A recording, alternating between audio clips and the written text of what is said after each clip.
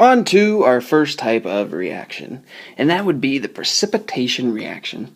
So we talked about in the last video about how dissolving happens, or how ionization happens. The water molecules, they surround the ions, so the ions can't be pulled back together to form a solid. But if the pull between the two ions is strong enough, even the water can't hold them apart. Now, ladies and gentlemen, that is love. So when this happens, the two ions, they come back together.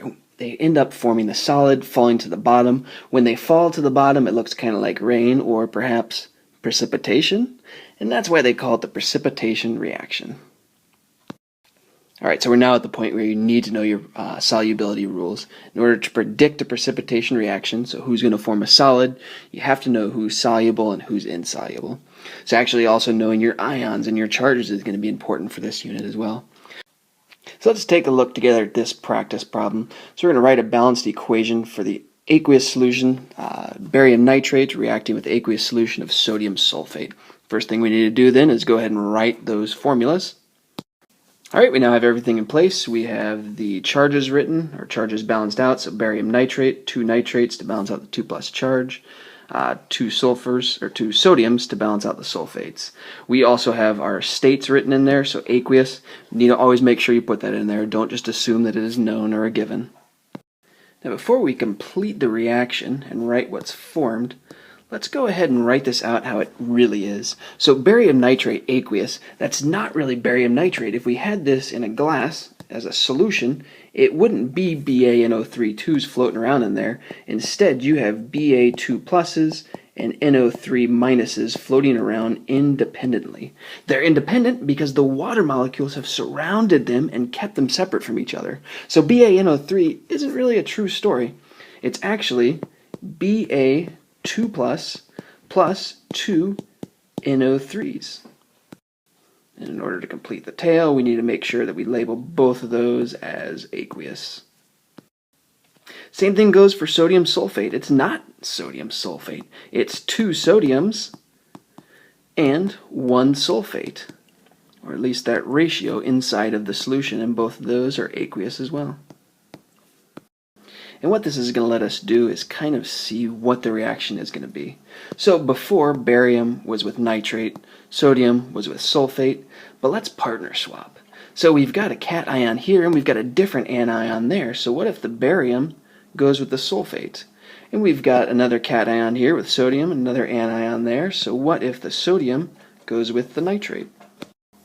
So let's write those new unions up on top. So barium sulfate, if we balance it with the charges, would be BaSO4, and sodium nitrate, NaNO3.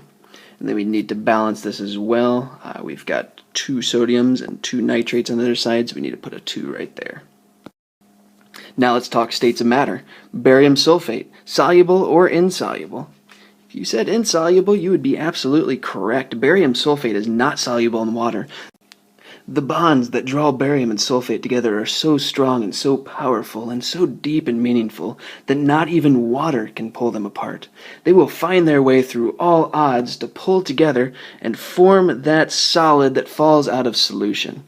Sodium and nitrate, though, yeah, they're not so hot on each other anyway. They stay aqueous.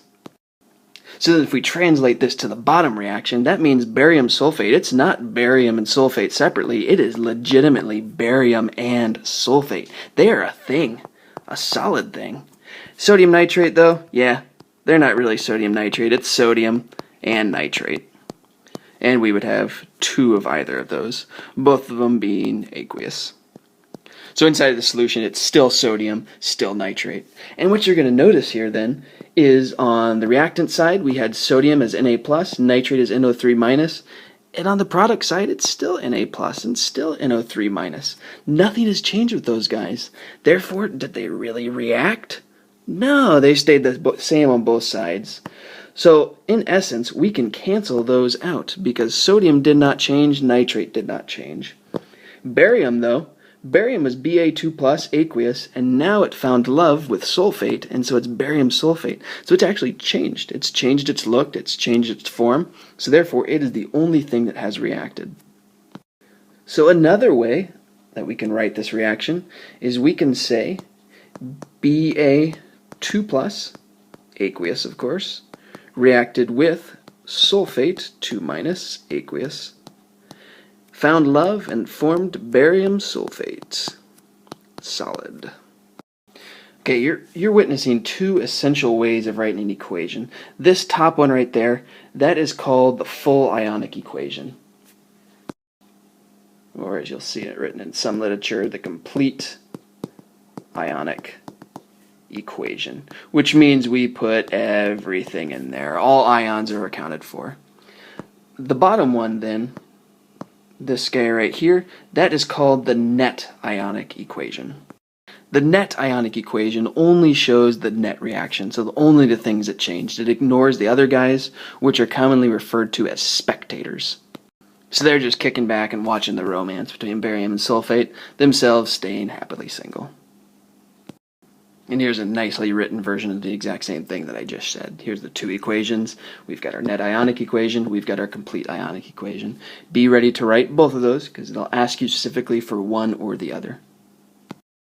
You should know all of your solubility rules, but here's kind of the main one, and this is actually the most important one. So if you forget all the other ones, at least remember this one right here. All salts that contain sodium, potassium, ammonium, or nitrate are soluble in water. There is no exceptions to those rules. So if you remember those four guys right there, and that they're always soluble, that helps you remember a lot of them. You can then guess maybe if you forget the solubility rules, if it doesn't contain one of those four, then maybe it's soluble or insoluble. Here's a practice one for you guys, so go ahead and pause the video and give this one a shot. Write for me the complete ionic equation and the net ionic equation. Alright, here you go. This would be the answers. So nitrate, sodium, those would be your spectators. This would be your complete ionic. Once again, anything that contains sodium or nitrate, automatically soluble. So we recognize both of these as soluble. However, when we get to the other side, we have neither sodium, potassium, ammonium, or nitrate, so we can assume then that this is a solid. And if you know your solubility rules, you would be able to predict that anyway. But this guy right here then contains both sodium and nitrate, so it's aqueous. That means sodium, nitrate did not change.